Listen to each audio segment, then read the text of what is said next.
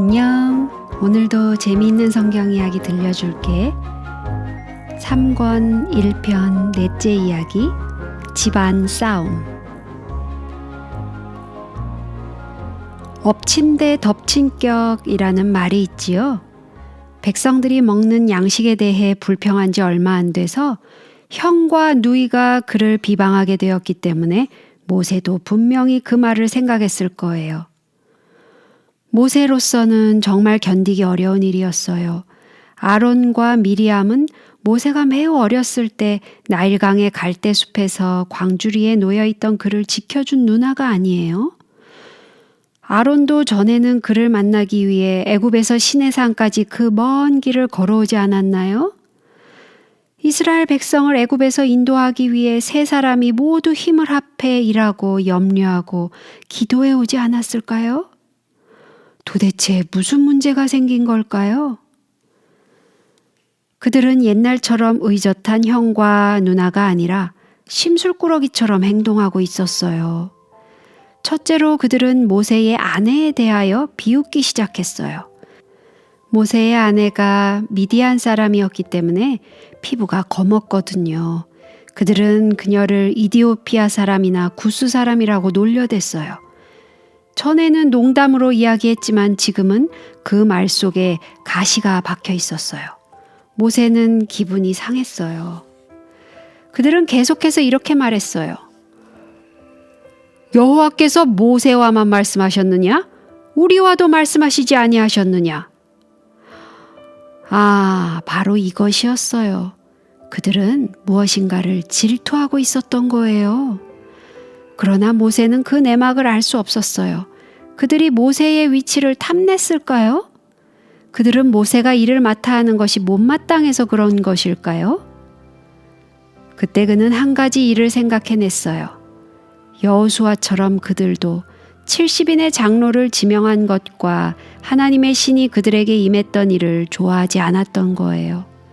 그들은 이제부터 자기들이 백성들 가운데서 별로 중요하게 생각되지 않을까봐 두려워했던 거예요. 그들은 이렇게 하지 않으면 모세가 자기들을 업신여길 것이라고 생각했어요. 이 얼마나 불쌍한 일이에요. 만일 아론과 미리암이 다른 사람들과 똑같이 불평을 하기 시작한다면 일은 당장 망쳐지고 말 것이었어요. 이 일을 어떻게 해야 될까요? 모세로서는 어떻게 할 수가 없었어요. 그는 다만 하나님께서 하라시는 대로 70인의 이름을 적었을 뿐이었어요.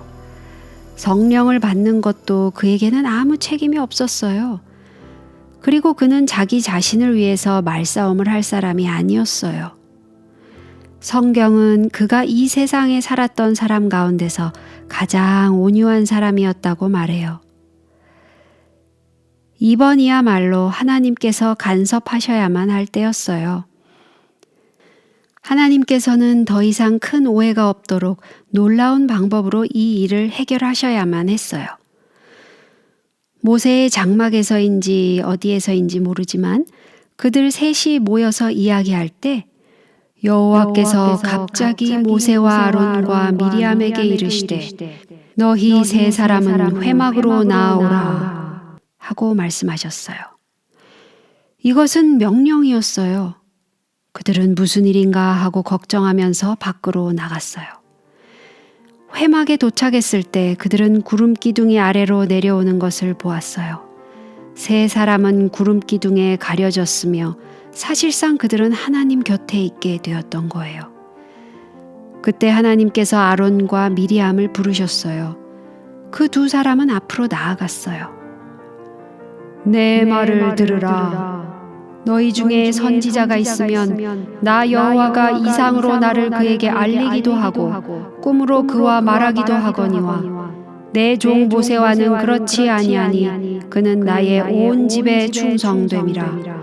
그와는 내가 대면하여 명백히 말하고 은밀한 말로 아니하며 그는 또 여호와의 형상을 보겠거늘 너희가 어찌하여 내 종 모세 비방하기를 두려워 아니하느냐.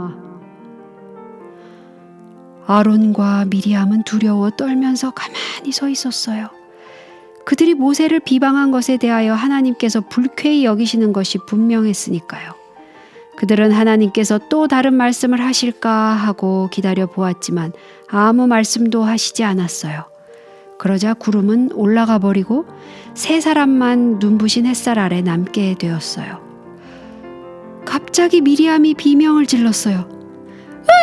이것 봐요! 내가 나병에 걸렸어요! 아론이 미리암을 본즉 나병이 들었는지라. 어느 누가 당하든지 이런 일은 끔찍한 일이었어요. 왜냐하면 그 당시에 나병은 고칠 수 없는 병으로 취급되고 있었거든요. 그 병에 걸리면 손가락과 발가락이 차츰차츰 떨어져 나가고 또 전염병이기 때문에 그 병에 걸린 사람은 누구든지 당장 밖으로 멀리 쫓겨나야만 했어요. 참으로 가슴 아픈 일이었어요. 미리암은 자기에게 내려진 무서운 벌에 너무 기가 막혀서 울음을 터뜨리고 말았어요. 근심과 후회로 마음이 짓눌린 아론은 자기와 미리암의 죄를 용서받기 위해 하나님께 간절히 부르짖었어요. 또한 미리암이 그렇게 헐뜯었던 모세도 무릎을 꿇고 하나님께 간절히 기도했어요. 그처럼 애처로운 광경은 아마도 이 세상에 없었을 거예요. 하나님께서는 이 모든 것을 지켜보시고 계셨어요. 하나님은 그들의 기도를 들으셨어요. 미리암은 낫게 되었어요. 그러나 미리암이 그 교훈을 잊어버리지 않도록 하나님께서는 7일 동안 그를 진영 밖에 두라고 명령하셨어요. 그 후에는 다시 집으로 돌아올 수 있게 되었어요. 드디어 가엾은 미리암은 다른 나병 환자들과 마찬가지로 진영 바깥으로 멀리 보내졌어요.